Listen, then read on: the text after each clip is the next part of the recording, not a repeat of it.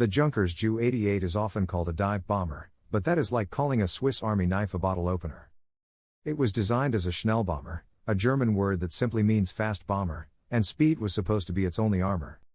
What the Luftwaffe ended up with was an aircraft that flew as a bomber, night fighter, heavy fighter, reconnaissance platform, torpedo carrier, and even a crude guided missile in the final months of the war. The overlooked consequence of this versatility is that the Ju-88 did more jobs for Germany than the B-17 did for America and the Lancaster did for Britain combined. Yet it never became famous. No Hollywood film ends with a hero climbing out of a Ju-88. In the mid-1930s, the Luftwaffe realized something uncomfortable. Their existing bombers were either too slow or too lightly armed. The Ju-88 emerged from a specification that asked for a 3-seat, high-speed bomber capable of carrying a respectable bomb load. The engineers at Junkers decided to cheat.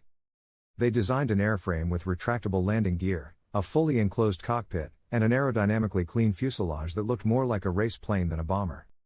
When the prototype flew in 1936, it hit 360 miles per hour.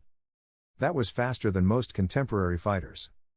The problem, as test pilots quickly discovered, was that speed came at a cost. The Ju-88 was not an easy airplane to fly. The Ju-88's cockpit was a wall of instruments. The pilot had to manage 2 engines, a complex fuel system, dive brakes, and a remote-controlled rear gun while keeping the aircraft coordinated. Former pilots later joked that you needed 3 hands to fly it straight and a 4th to fight. The Luftwaffe solved this by putting experienced pilots in the left seat and letting them train their own crews. That worked until attrition started eating those experienced pilots. The diving capability was the Ju-88's party trick. It could drop bombs with reasonable accuracy, but pulling out of a dive put enormous stress on the airframe and the pilot's spine. By 1942, the Luftwaffe had documented a surprising number of pilots with chronic back injuries. The Ju-88 had won the speed race but lost the ergonomics competition. By 1942, the Ju-88 had become vulnerable in daylight. British Spitfires and American P-47s could catch it. So the Luftwaffe did something clever, they converted it into a night fighter. The Ju-88C and later G models carried FUG 202 Liechtenstein radar, those distinctive antlers on the nose that looked like a clothesline. Night fighters did not chase. They were vectored into position by ground controllers, then relied on their radar operator to guide them to within visual range. The radar operator in a Ju-88 had one of the hardest jobs in the war. He read oscilloscopes in the dark, listening for blips while the pilot flew blind. If they succeeded, the pilot would finally spot the bomber's exhaust flames at 200 yards.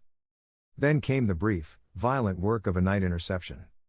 The Ju-88 was built in greater numbers than any other twin-engine German aircraft of the war, over 15,000 examples. It fought in every theater. It bombed London, hunted shipping in the Mediterranean, supported the siege of Stalingrad, and defended German skies until the final week. The overlooked consequence of its versatility is that the Ju-88 became the Luftwaffe's workhorse precisely because it was never the best at any single job. It just kept showing up. When the war ended, most Ju-88s were scrapped within 2 years. The ones that survive are museum pieces, largely forgotten by everyone except the men who flew them. The lesson of the Ju-88 is not about glory or technological triumph. It is about the strange value of being good enough at enough things to stay relevant. In an air war that celebrated aces and wonder weapons, the Ju-88 won no fame. But it flew more missions, carried more bombs, and shot down more bombers than almost any German aircraft except the Bf-109. The workhorses do not get the glory. They get the job done. Subscribe to War Machiner and share this if you value history that goes deeper. Make it an essay.